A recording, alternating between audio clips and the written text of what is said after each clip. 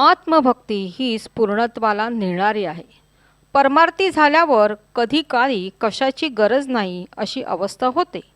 गरज आहे वाटणे हाच मूर्खपणा, कुणाला कशाचाही उपयोग नाही. इथे परमार्थाची सीमा हा मोह आहे हे जोपर्यंत कळत नाही तोपर्यंत तो मोहात गुरफटतो. एकदा मोह कळला की तो सुटला. अन्नाचा रस जोपर्यंत अंकुरला नाही तोपर्यंत निर्विकल्प तू असल्याचा आशय जन्मसंज्ञेमध्ये उद्भवला आहे. देह म्हणजे सत्वाचा थेंब.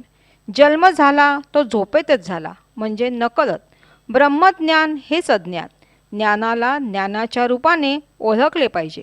कोणीही जिंकू शकणार नाही असा विश्वासाचा आधार सापडला पाहिजे, तरच पूर्णत्व प्राप्ती होईल. पूर्णतेमध्ये स्वकल्प काया नाही.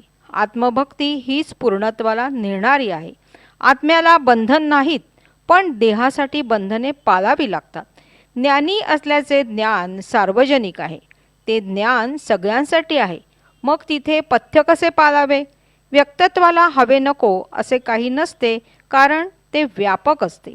हे नसताना व असताना मी कसा होतो व आहे हे मी जाणतो.